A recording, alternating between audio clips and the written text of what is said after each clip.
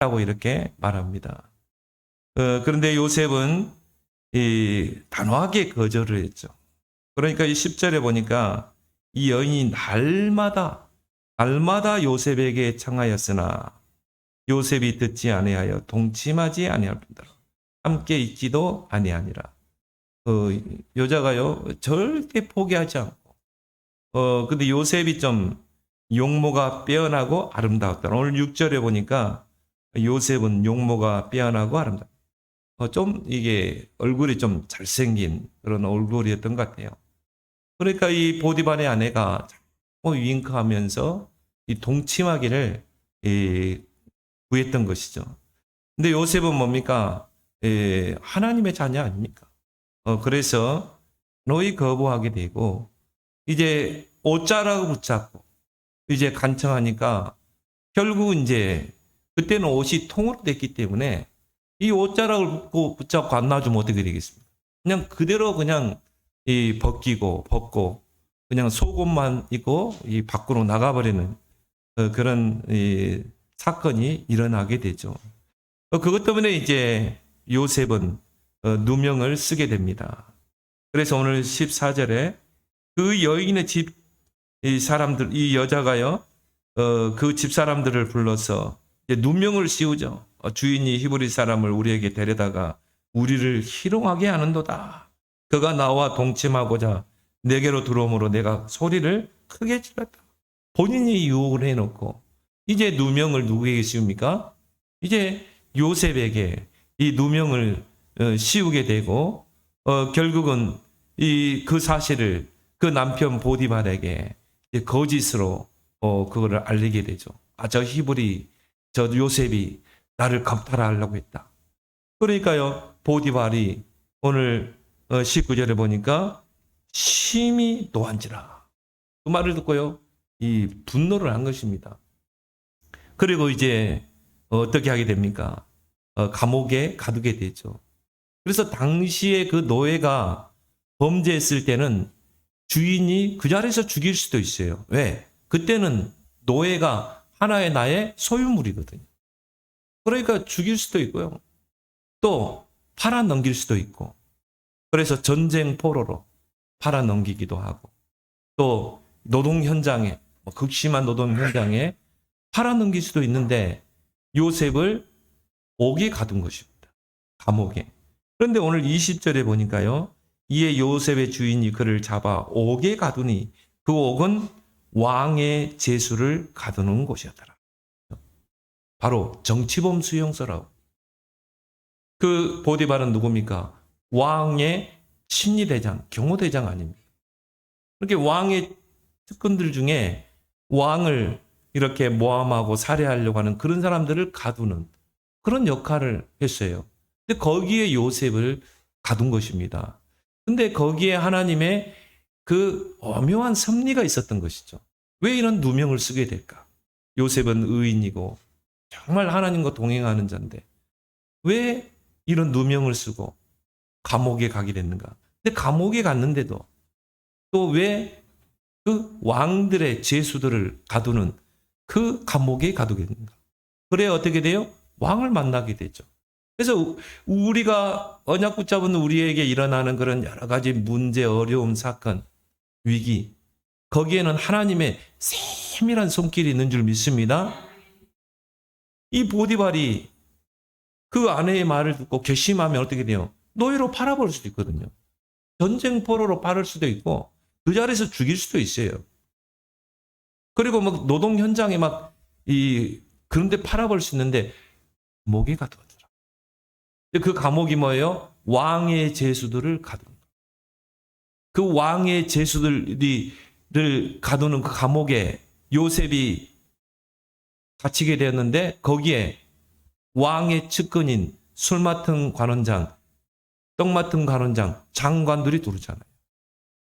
결국은 장관들이 술 맡은 관원장이 다시 복권하게 되고 요셉을 왕에게 추천하게 되죠. 자, 보세요. 우리는 문제라고 보고 어려움이라고 보고 위기라고 보지만 거기에는 하나님의 세밀한 그 손길이 있는 것입니다. 그래서 우리가 문제 속에 하나님의 계획을 볼 수 있어야 돼요. 기도하는 사람은 보게 되죠.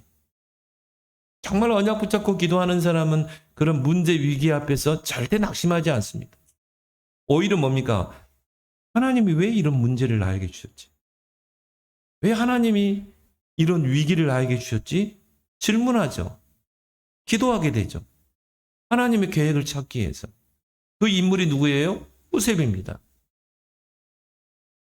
그래서 왕의 제소를 가두는 감옥에 갇혔는데, 우리가 세상에서 죄를 지으면 이제 재판석에서 금고형, 2년, 3년, 무기형, 사형, 형을 정하잖아요. 그런데 요셉이 갇힌 그 감옥은요, 기약이 없어요. 언제 풀려날지도 모르고 평생 그 감옥에서 살다가 죽을 수도 있고요. 바로 기약이 없는 감옥 생활이 시작된 것입니다. 우리가 정말 이 언약의 비밀, 하나님을 신뢰하는 믿음, 기도의 비밀이 없으면 어떻게 돼요? 절망할 수밖에 없어요. 한마디로 뭡니까? 기약이 없는 감옥 생활이라니까. 성도가 이 세상을 살아가다 보면 이런 억울한 일, 누명 쓸 일, 손해보는 일, 이런 일들을 당하게 됩니다. 근데 그 속에 하나님의 계획을 볼 수 있어야 됩니다. 그래서 돈 있는 사람들은 힘 있는 그런 법조인들을 변호사로 쓰기도 하죠. 여러분 한번 보세요. 우리가 볼 때는요, 진짜 이 사람은 감옥에 갈 사람인데 무혐의로 풀려났잖아요. 왜? 힘 있는 변호사를 썼거든. 그리고 불구속으로 기소되잖아요. 그리고 저와 여러분과 같이 돈 없는 사람들은요, 변호사 쓸 돈도 없어요. 그게 세상이에요. 여러분, 제대로 된 변호사 쓰려면 보통 400, 500 들어갑니다. 제대로 쓴 힘 있는 판사들까지도 움직일 수 있는 그런 변호사 쓰려면요, 한마디로 뭡니까? 막 몇 억씩을 가야 돼요. 클럽 있잖아요. 뭐 50억 클럽. 그렇게 돈이 들어갑니다. 돈을 주고 뭡니까? 무혐의를 받는다니까요. 근데 우리는 힘이 없잖아요. 그러니까 몸으로 때우는 거예요. 누명 쓰고 들어가는 것입니다. 그게 세상이에요. 특히 요셉은 누굽니까? 노예의 신분이잖아요. 하소연할 수도 없어요. 요셉의 억울함을 들어줄 사람도 없어요. 억울한 감옥살이를 해야 되는 것입니다. 그래서 어떤 사람은 그래요. 세상살이가 힘들다. 특히나 기독교인으로 산다는 것은 정말 어렵다. 그래서 쉽게 기독교인이라는 명함을 내밀지 못하는 교인들이 얼마나 많습니까? 아예 나는 교인이다 말도 안 해요. 이런 거짓과 곤모술수가 난무한 세상을 우리는 어떻게 살아갈 수 있을까? 어떻게 믿음으로 승리할 수 있을까? 첫 번째로, 세상을 이기는 힘은 믿음인 줄 믿습니다. 세상 사람들은요, 수단과 방법을 가리지 않습니다. 그래서 돈 가지고 모든 걸 해결하려고 합니다. 우리는 없잖아요. 우리는 배경도 없고 돈도 없고 누구 말대로 백도 없어. 우리는 딱 하나, 믿음. 정말 하나님의 능력을 믿는 믿음. 하나님을 신뢰하는 믿음. 그래서 요한복음 5장 1절에 예수님 말씀했죠. 세상을 이김은 그런 세상적인 수단이 아니다. 세상을 이기는 이김은 이것이니 우리의 믿음이니라. 우리의 최고의 자산. 하나님을 믿는. 그래서 요셉에게는요, 오직 하나님만 신뢰할 수 있어요. 그래서 요셉에게 여호와 하나님이 나의 망대가 된 것입니다. 내가 피할 망대. 나의 피난처인 나의 망대. 그렇기 때문에 흔들리지 않는 거예요. 어회로 팔려가도 누명 쓰고 감옥 가도 요셉은 조금도 흔들리지 않았어요. 왜? 하나님이 나와 함께 하시다. 여호와께서 요셉과 함께 하심으로 그가 형통한 자가 됐다. 여호와께서 요셉에게 인자를 더하셨다. 또 뭡니까? 여호와께서 모든 사람에게 은혜를 입게 하셨다. 하나님을 신뢰하는 여러분 되길 바랍니다. 잠언서 18장 10절에 여호와의 이름은 나의 망대라. 의인은 그리로 달려가서 안전함을 얻는. 시편 61편 3절에도 주는 나의 피난처시여 원수를 피하는 견고한 망대이십니다. 또 옛날에는요, 목축업을 하고 농경 시대였어요. 그러면은 들판에는 막 야수들이 있고요. 사자나 그리고 강도들이 있잖아요. 그러면 들에서 이렇게 양을 기르고 치고 또 농사를 짓는데 이런 맹수들이 들에 닥치고 원수들이 막 강도들이 칼을 들고 오면 어떻게 해야 돼요? 급히 망대로 속으로 들어가요. 그래서 곳곳에 망대를 세운 것입니다. 그 망대 위에는 파수꾼이 있고요. 사방을 주시합니다. 여기에서 강도들이 오면 어떻게 돼요? 농부들에게 알려야 돼요. 목자들에게 알려야 돼. 망대 속에 들어오면 사는 것입니다. 여호와 하나님이 나의 망대가 되길 바랍니다. 그래서 다윗은 여호와는 나의 목자. 우리는 세상 배경 없잖아요. 여러분 돈이 있습니까? 빽이 있습니까? 없잖아요. 그래서 우리는 하나님이 우리 망대가 돼야 되는 것입니다. 세상을 이기는 힘은 이것이니 너희의 믿음인지라. 왜요? 하나님은 우리의 공의로운 재판장이기 때문에 그래요. 시편 140편 12절에 여호와는 고난당하는 자를 변호해 주시며 궁핍한 자에게 정의를 베푸시리라. 우리를 변호해 주신대요. 세상에 힘 있는 변호사들보다 더 강한 힘을 가진 그 하나님이 우리의 변호사가 되는 것이죠. 우리의 변호인이 된다는 것이죠. 여호와는 고난 당한 자를 변호해 주시며 개역성경에 보니까요. 신원하시며 신원이란 말은 뭐죠? 우리의 억울함을 풀어주시고 변호해 주시는 분이십니다. 요셉의 정말 신원자가 누굽니까? 여호와 하나님. 그래서 이사야 선지자는요. 예수 그리스도를 어떻게 표현했습니까? 기묘자여 묘사라 그랬어요. 영어 성경에 보니까 원더풀 카운셀러라고 했어요. 훌륭한 상담가, 훌륭한 책사, 훌륭한 모략가. 예수 그리스도는 뭐예요? 훌륭한 상담가. 그래서 여러분은 세상에 기대지 마세요. 하나님을 여러분의 상담가로 삼길 바랍니다. 그게 기도라. 기도는 뭡니까?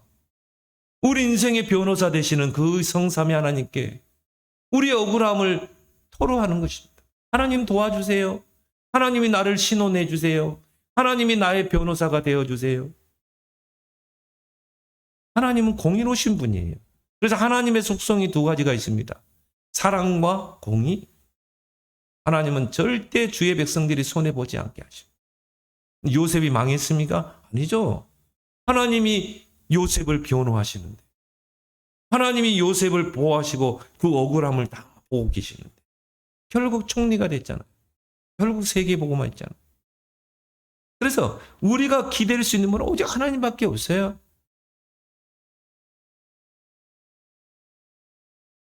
그래서 마태복음 11장 28절에 수고하고 무거운 짐진 자들아 다 내게로 오라.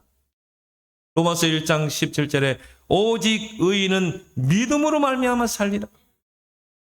요셉이 가진 어려움, 고난을 이길 수 있었던 그 비밀, 그런 가진 어려움과 고난을 축복으로 바꿀 수 있던 비밀이 뭡니까? 오직 의인은 믿음으로 말미암아 살리라. 성삼위 하나님이 보호자의 축복으로 시공간을 초월하여 지금 나에게 역사하고 계시는 것입니다. 지금 나와 함께 하시는 것입니다. 우리는 시간과 공간에 제약을 받고 있잖아요. 내가 여기 당회장실로 들어가려면 어떻게 해야 돼요? 벽을 뚫고 들어갑니까? 못 가잖아요. 문을 열고 들어가야 돼요. 시간과 공간의 제약을 받고 있어요. 근데 하나님은 시공간을 초월한다니까요. 여기서 우리가 기도하는데 하나님은 지금 천궁청사로 역사하시는 것입니다. 불말과 불병으로 동원하시는 거예요. 성삼위 하나님이 능력으로 역사하시는 것입니다. 한평 공간 안에서도 전 세계를 움직일 수 있어요. 한평 공간 안에서도 여러분이 모든 일을 다 할 수 있어요. 그게 기도예요. 기도는 뭡니까? 시공간을 초월하는 일. 기도하길 바랍니다. 여러분이 이런 일을 당했다면 어떻게 하겠어요? 심할 겁니까? 정말 그 감옥, 기약 없는 감옥에 있어 절망 속에 빠지겠습니까? 아니요. 좋은 기회예요. 기도할 수 있는. 정말 하나님을 신뢰하고 믿고 우리를 변호해 주시고 우리를 신원해 주시는 우리의 억울함을 다 알고 계시고 나의 억울함을 토로하고 그 하나님께 나의 도움을 구하고 하나님이 나를 변호해 주세요. 하나님 나를 도우실 분은 하나님밖에 없어요. 그런 여러분 되길 바랍니다. 그래서요, 망대란 이야기 계속 하잖아요. 성삼위 하나님이 나의 경고와 망대가 돼야 된다니까요. 두 번째 뭡니까? 이런 죄의 유혹, 세상의 유혹을 이기는 성도의 자세를 오늘 요셉을 통해 우리는 교훈으로 삼아야 돼요. 자, 7절에 보니까 눈짓을 했다고 그랬어요. 이 보디발의 아내가요, 요셉에게 계속 윙크를 한 것입니다. 왜 윙크했겠어요? 나하고 동침하자는 것입니다. 창세기 4장 7절에 보니까 하나님께서 가인에게 뭐라고 그럽니까? 죄가 문 앞에 웅크리고 엎드려 있느니라. 가인이 아벨을 돌로 쳐서 죽였잖아요. 아무도 모를 줄 알았어요. 가인과 아벨이 둘이 있었어요. 아무도 보지 않는. 그래서 돌로 쳐 죽여서 어떻게 하면 땅에 묻어버렸어요. 그럼 그걸 누가 보고 있어요? 사단도 보고 있고 하나님도 보는 것입니다. 다른 사람은 못 봤어. 못 보죠. 사단은 가인을 이용해 먹었고. 그래서 죄가 문 앞에 웅크리고 엎드려 있다는 말은 뭡니까?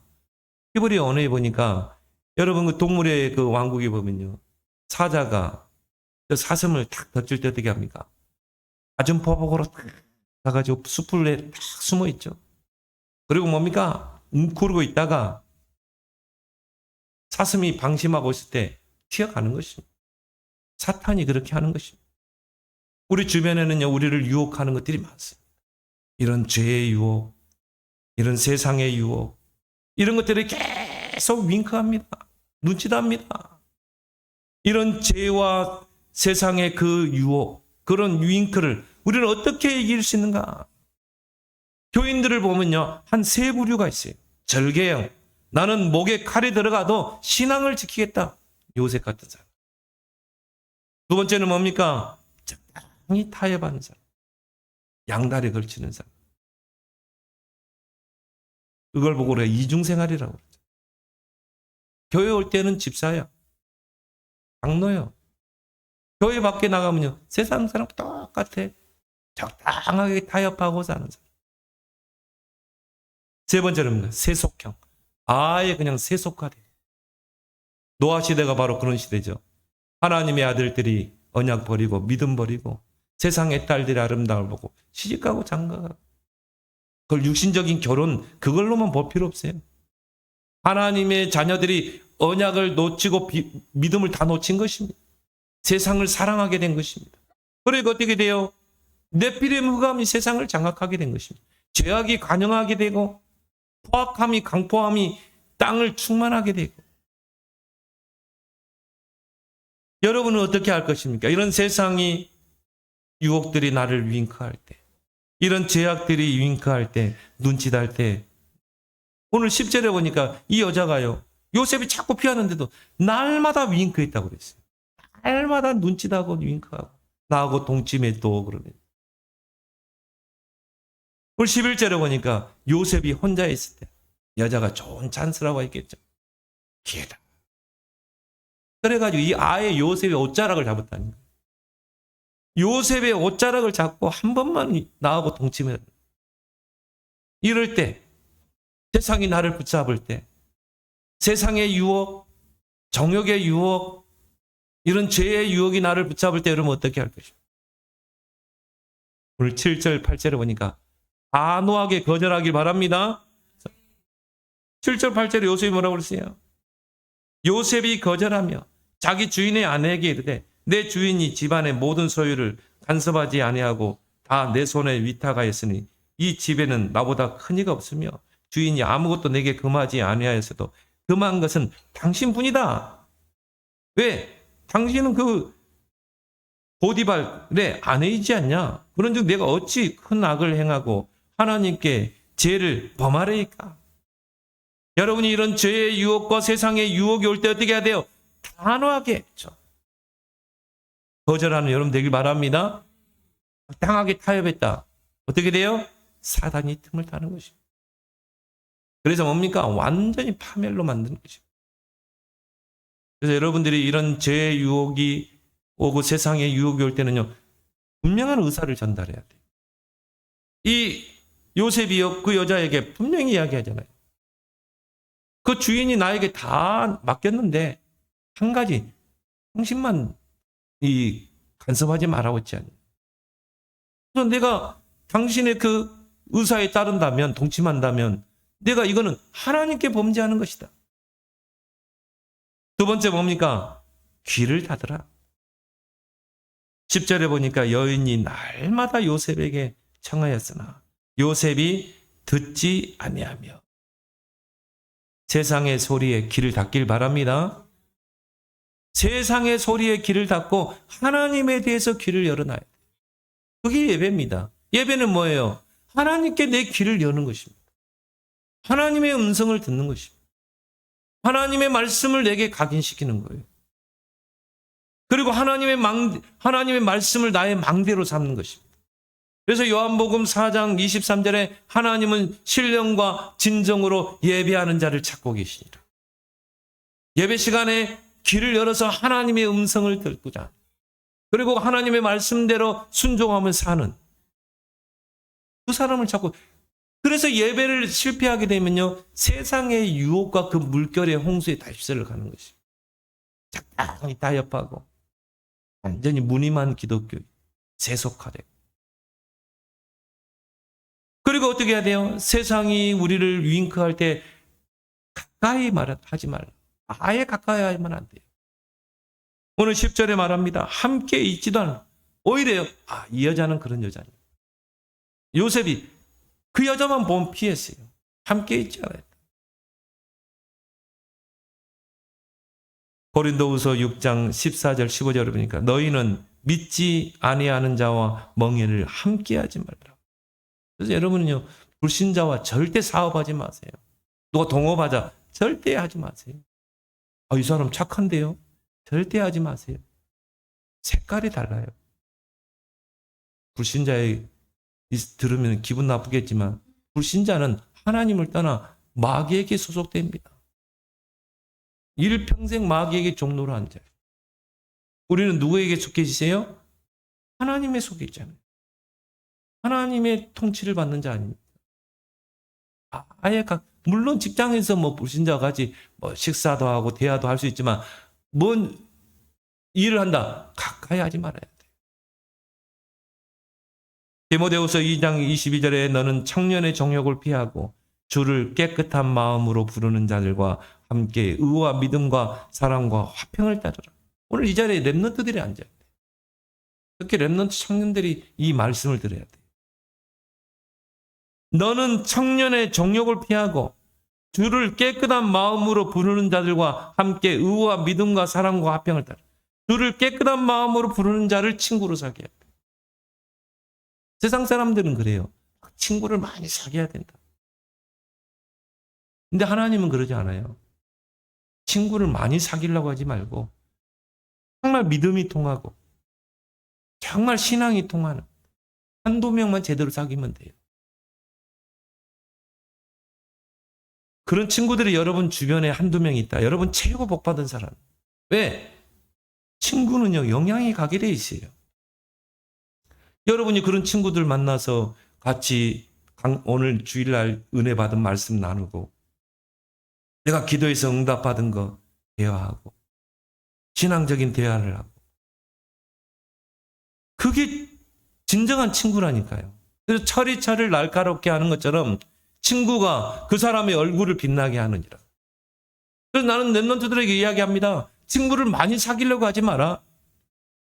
정말 올바르게 하나님 앞에 서는 자, 하나님을 제대로 알고 믿는 자, 정말 하나님께 기도하는 자, 그런 친구 한두 명 사귀라. 그래서 여러분, 친구 잘못 사귀어서 망하는 사람 얼마나 많습니까? 우리 주변에 보세요. 잘못 보증서 가지고 완전 집까지 날린 사람들. 연예인들도 그런 사람 많더라니까요. 아예 가까이 하지 마라. 그리고 뭡니까? 단호하게 뿌리쳐야 돼요. 세상의 유혹, 죄의 유혹이 우리를 엄습할 때 단호히 뿌리치라. 12절에 뭐라고 했습니까? 그 여인이 그의 옷을 잡고 이르되 나와 동침하자. 그러나 요셉이 자기의 옷을 그 여인의 손에 버려두고 밖으로 나가매. 아예 그냥 이제 됐다. 요셉이 혼자 있으니까 오늘 이 요셉 동침해야 되겠다. 아예 못 도망가도록 요셉의 옷을 잡았다. 옷을 잡고 있는데 어떻게 도망갑니까? 요셉이 타협했습니까? 아니죠. 옷이 다 벗겨진다 할지라도 도망갔어요. 위아래로 통으로 됐기 때문에 잡으면 다 벗겨지겠죠. 팬티만 입고 밖으로 나간 거예요. 단호히 뿌리치라. 단호히 뿌리치고 거리를 두라. 제가요, 그 한의원에 그 한의사 한 분 원장을 제가 알고 있는데요. 청년이에요. 저하고 친해요. 자기는 지금 창동에 살고 있고 창동에 있는 가까운 교회 다닌다 하더라고요. 저기 신앙 상담을 가끔씩 하거든요. 목사님, 술의 유혹이 나를 계속 하는데 자기는 이제 크리스찬이고 성경에는 술 취하지 말라 이런 방탕한 것이요. 성령으로 충만을 받으라. 근데 이게 나를 유혹한대. 세상에 사람 만나다 보니까 친구들이 다 술 친구니까. 목사님, 술을 마셔야 됩니까? 마시면 안 됩니까? 내가 그런 얘기 했어요. 고린도전 3장 16절에 너희가 하나님의 성전인 것과 하나님의 성령이 너희 안에 거하는 것을 알지 못해. 원장님은 하나님의 사람입니다. 하나님이 내 안에 성전 삼고 계십니다. 그래서 술을 멀리 하십시오. 그리고 내가 술을 절제할 수 있다면 마시지만 대부분 사람들이 절제가 안 됩니다. 그리고 뭐예요? 여러분이 술이 들어가면요, 이성을 잃게 됩니다. 영적 생활이 안 되게 돼 있어요. 여러분이 술을 얼큰하게 취한 사람이 기도 생활 됩니까? 영적 생활 됩니까? 돼요? 그래서 어떻게 해요? 그런 이야기 해주세요. 술을 가까이 하면 영적 생활이 안 됩니다.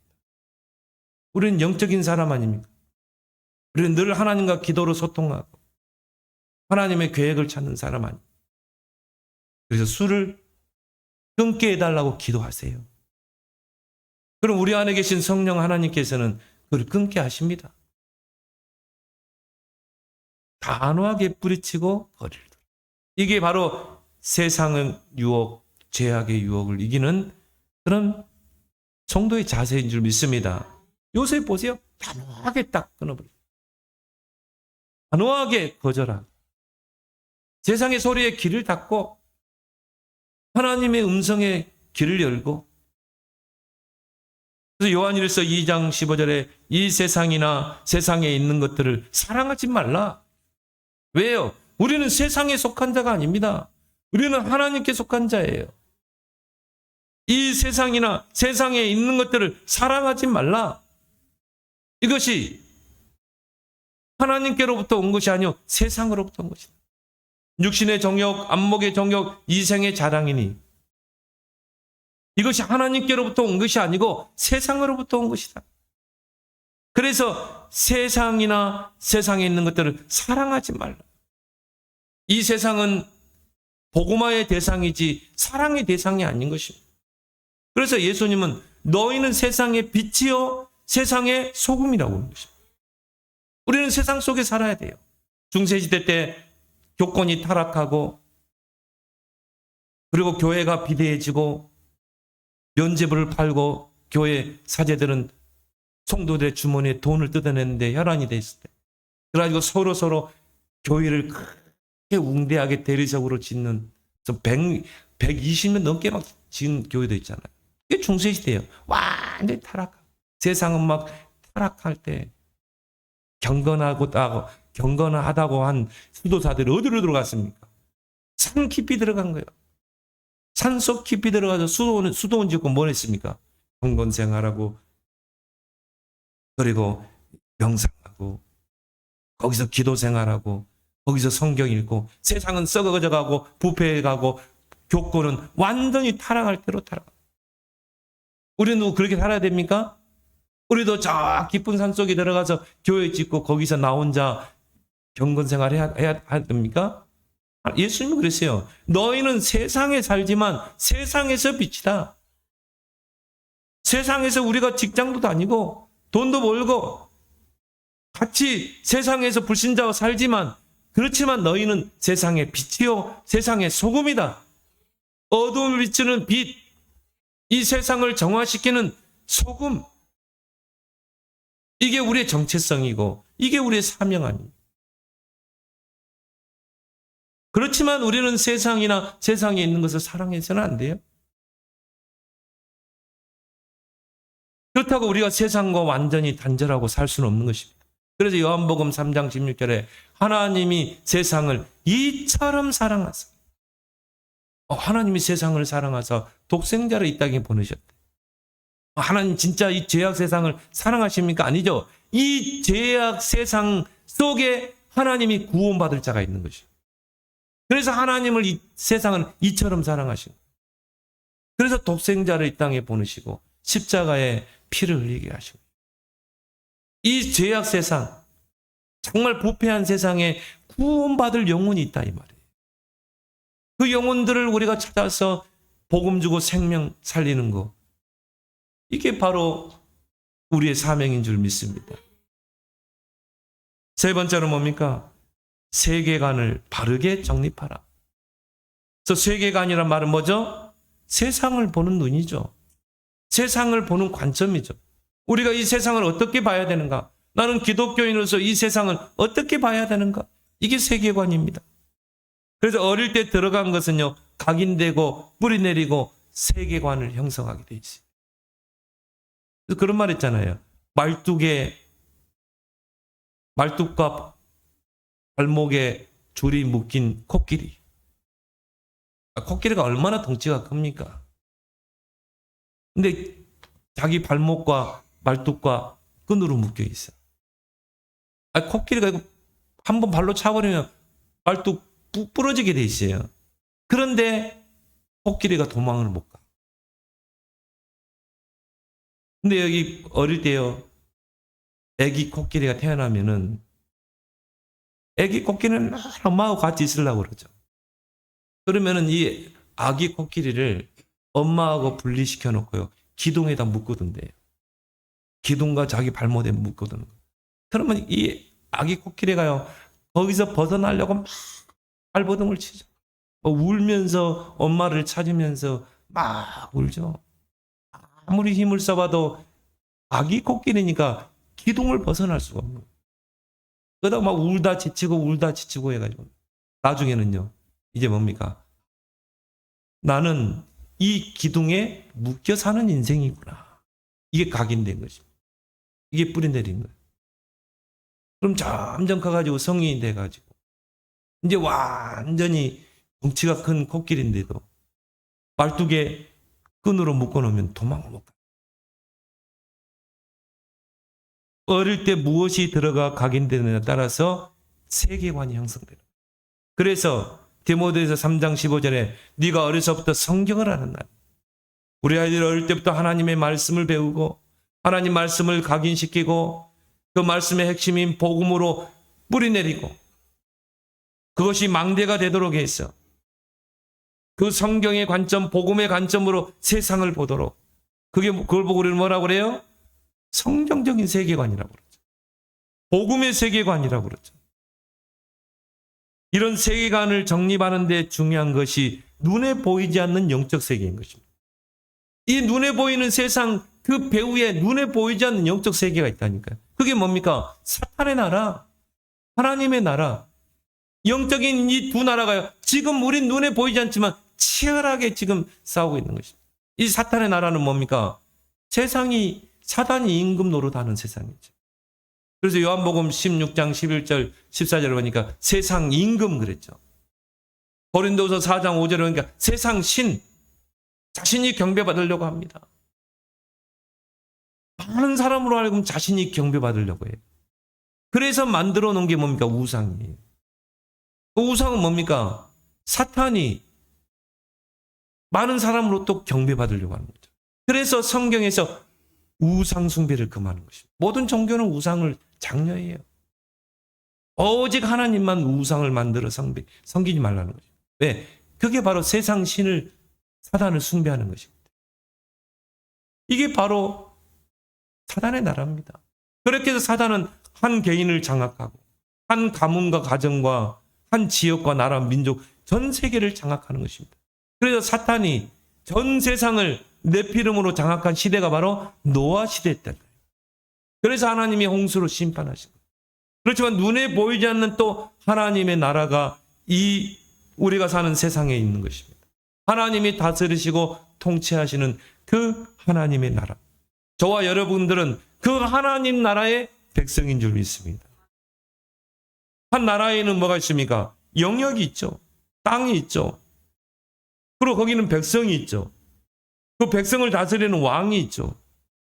그 하나님이 바로 우리의 왕인 것입니다. 하나님이 우리를 다스리시고 하나님의 나라를 확장하는 것입니다. 이 두 나라가 싸우는 거예요. 그래서 세계관이 바르게 정립될 때 이 땅에서의 사명이 분명해지는 거예요. 바로 이 땅에 하나님의 나라를 이루는 거예요. 사단의 나라를 무너뜨리고 하나님의 나라를 이루는 거예요. 우리 가정에 이 흑암의 강한 자를 결박하고 사단의 나라를 무너뜨리고 하나님의 나라를 이루는 거예요. 한 사람이요 그 가정 전체를 복음하게 돼 있어요. 여러분 진짜 복음 가지고 기도하는 사람이에요. 그것을 위해서 여러분을 파수꾼으로 불렀다니. 그런데 중요한 거는요. 그 하나님 나라의 보좌의 배경이 내게 임해 있잖아요. 제가 증인입니다. 우리 가족들 다 불신자였어요. 근데 저 한 사람이 이 하나님 나라의 보좌의 배경을 가지고요. 저는요. 생명 걸고 기도했어요. 새벽에 철야에 다른 기도할 수가 없었어요. 하나님이 우리 가족들을 다 하나님 부모로 부른 거 있죠. 우리 부모님, 형님 가정, 동생 가정. 진짜 여러분 생명 걸고 한번 기도해 보세요. 우리에게 그 성삼위 하나님이 우리와 함께 하시고 보좌의 배경이 우리에게 있잖아요. 누가 그래요? 복음은 아는데 복음 누림이 안 돼요. 기도는 아는데 기도의 누림이 안 돼요. 그래서 예수님께서 너희는 그의 나라와 그의 의를 구하라. 하나님의 나라, 하나님의 의, 여기에 내 생의 방향을 맞추라. 그럼 이 모든 것을 내게 더하시겠다. 제자들이 예수님 앞에 나와서 예수님, 우리에게 기도를 가르쳐 주십시오. 그때 예수님이 제자들에게 기도를 가르쳤어요. 그걸 보고 우리가 주기도문이라고 하죠. 자, 주기도문 한번 보세요. 그 주기도문의 핵심이 뭡니까? 하나님의 나라잖아요. 뜻이 하늘에서 이루어진 것 같이 이 땅에 이루어지게 하시고 나를 통해 이 땅에 하나님의 나라가 임하게 하시고 그 하나님의 나라를 위해서 나에게 일용할 양식을 주시고 내가 이 하나님의 나라를 이 땅에 이루어야 되는데 모든 사람을 용서하고 남편도 용서하고 내 주변에 있는 사람도 용서하고 왜? 단순히 인간적으로 용서하는 게 아니라 이 말이죠. 이 영혼을 구원해야 되기 때문에 이 영혼에게 하나님의 나라가 임해야 되기 때문에 그럼 믿고 정말 배신감을 느끼지만 어떻게 해요? 용서하는 것입니다. 제자들이 얼만큼 용서할까요? 70번이라도 7번이라도 용서해요. 왜? 이 영혼을 흑암에서 건져내야 되잖아요. 그래서 우리는 절대 누구와 원수 맺으면 안 돼요. 우리가 미워하는 그 원수도 구원받을 영혼 아닙니까? 우리의 모든 목표가 이 땅에 하나님의 나라를 이루는 것, 하나님의 나라를 확장하는 것. 이게 나의 세계관 속에서 나오는 것입니다. 요셉은 세계관이 바르게 정립된 자예요. 언약이 각인되고요. 그 선조 때부터 전달된 언약이 각인되고 이 각인된 언약이 절대 망대가 되고 그러니까 여정 속에서 일어나는 모든 일, 문제, 사건, 위기 이런 것들이요 절대 계획을 이루는 절대 여정이 돼요. 그래서 이 언약을 붙잡은 요셉과 여호와께서 함께 하셨다. 하나님께서 은혜를 입게 하셨다. 인자를 더하셨다. 요셉이 하는 일마다 형통케 하셨다. 그래서 요셉은요 모든 만나는 사람이 다 축복의 문이 된 것입니다. 보디발 아내도 마찬가지. 야, 보디발 아니었으면 어떻게 바로왕 앞에 갈 수 있습니까? 요셉은요 총리 돼서도요 그 보디발의 아내를 찾아와서 당신 그렇게 누명 씌우고 그러지 않았을 것 같아요. 막 감사했을 것 같아요. 감사합니다. 당신이 내게 나를 누명 씌우지 않았다면 내가 어떻게 바로왕을 만났겠습니까? 오히려 감사했을 거예요. 이런 세계관을 가지고 모든 유혹을 물리치고 승리하는 여러분 되기를 예수 그리스도로 축원합니다. 하나님 아버지 은혜 고맙고 감사합니다. 오늘 요셉의 인생 여정을 보면서